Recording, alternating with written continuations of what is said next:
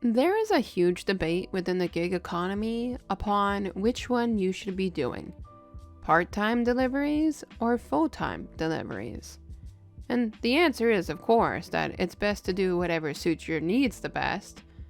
But either way, I will be talking about why I went from full-time down to part-time.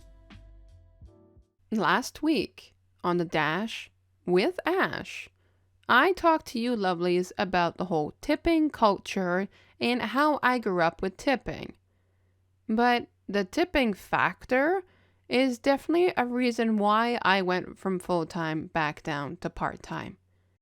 It is really hard to sustain a well-balanced income on tips only. And that is because of factors of economy, it's factors because of seasons, it's factors because of holidays. So tips can vary and it's not a set income. But there are many other reasons why I decided to go back down to part-time. You may have heard a delivery driver talk about the fact that they are in what we call an oversaturated market. Unfortunately speaking, oversaturated does not mean that we are oversaturated in non-stop delivery orders. We wish that was the factor. By oversaturation, we mean that there is just too many drivers on the roads. And the thing with these applications is besides giving a little bit of information and doing a background check, well, pretty much nothing else is required. Making gig apps the number one easiest thing to sign up for work without doing too much work. And so because of that, markets, which is also known as areas, are becoming oversaturated with non-stop drivers wanting to do this as well, which is causing a lot of us full-timers to have to go back down to part-timers because there's simply not enough orders because there's too many drivers. So let's talk about other downfalls of an oversaturated market. One, if it's oversaturated, you can't just dock yourself in place and turn off the engine, because the odds are you're not really going to get an order, because the other guys driving around are going to probably get it first. So two, that means you have to waste more gas driving around potentially to another market to try to get yourself some orders. Which means three, you are going to put a lot more wear and tear on your vehicle. And if you are the one that is still paying per month for that car and you have warranty that is expired or things that are not covered, can you imagine the financial burden that you could have because your vehicle is not working just because you're doing full-time gig work in a market that's highly oversaturated? It can truly be a domino effect. Now, of course, there's a lot of gig workers that do this full-time that make great money, do low-distance orders, and are able to maintain it. And if that's your case scenario, I highly support that. Some delivery drivers just simply love driving around. They could do it all day long, and it allows them to get out of the house.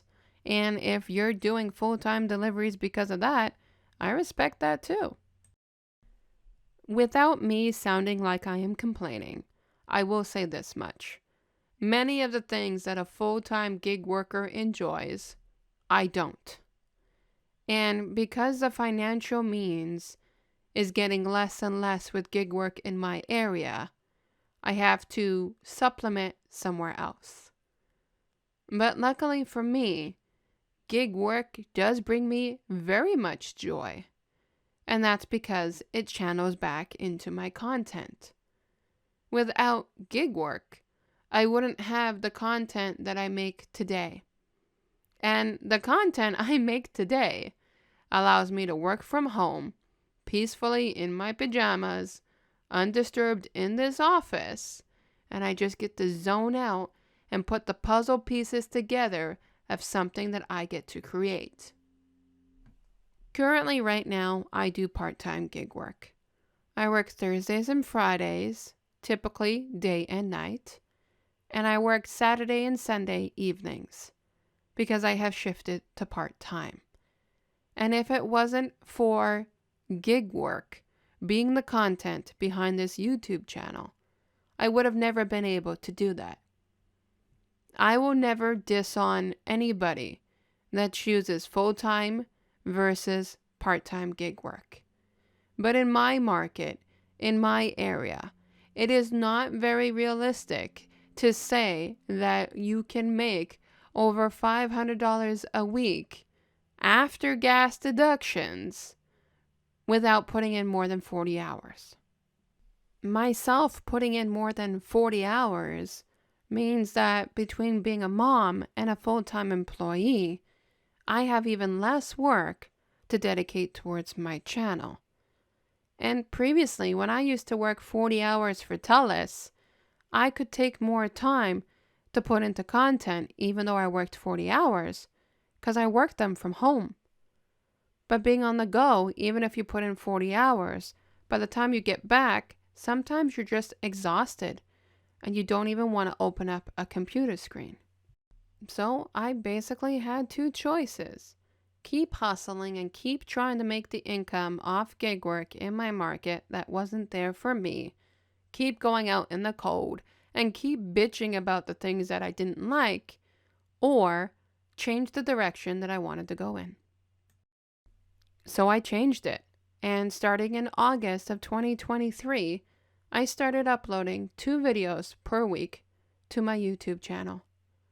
And ever since I have been doing that, I have been rewarded with the outcome of revenue that is making up for the part-time income that I'm not getting from gig work. I am not at all trying to brag about having a YouTube channel that gives me part-time salary. That's not where I'm going with this.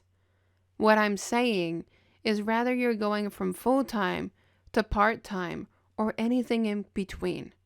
The benefit of being a gig worker is things like a self-employment path, maybe going to school, doing things otherwise that you want to do in life is pursuable with gig work, regardless if you go full-time or part-time. And I feel like I'm living proof from it because now I'm in the pursuit of making YouTube full-time so that I can even less go out to do gig work. Regardless if it's full-time or part-time, doing food delivery services, as long as I'm going to maintain my YouTube channel, is always going to be a part that I'm going to do. Doesn't matter if it's part-time or full-time, but I'm going to do some deliveries.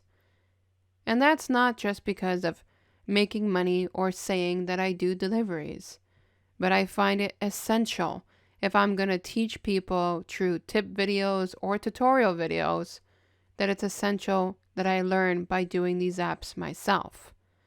You can't go around and say something if you're not doing it because it's invalid information, and I'm not going to be the person that's going to do that. So either way, I'm going to have these apps that I'm going to be working one way or another. Now, to my lovelies that are finding it difficult to work as a full-time gig worker and make ends meet, I feel for you, and this is the only advice that I can provide to you. The first thing I'm going to advise is always supplement income. And no, I'm not saying be a YouTuber, because that's going to take a while. But if you can get part-time income, whether it's seasonal or temporarily, you could take off the burden of the stress of not knowing when you're going to get your next guaranteed tip, because we know you can be tip baited, and at least have a more balanced lifestyle. I understand the stress that is related to not knowing how much you're going to make because you don't even know if you can make it. But if you don't supplement that income at least part-time somewhere else, you're going to constantly face the burden and the mental stress of being that full-time gig worker. I have the deepest respect towards my full-time gig working crew because I understand exactly what you're going through. And like I said, to the ones that are succeeding and are happy, I'm happy for you. But to my ones that are struggling, and if you can't switch to part-time to get different income, I'm just going to leave you with this. These companies will not change for our benefit. They are only going to do it for themselves. So if they're only going to change for themselves, that means only we can change for ourselves. And sometimes even when we don't want to do that, we have no choice but to do so that we can better ourselves. Next week on The Dash with Ash, we're going to be talking about the pay structure and how the pay works when it comes to these gig companies. I'll catch you, lovelies, in the next episode.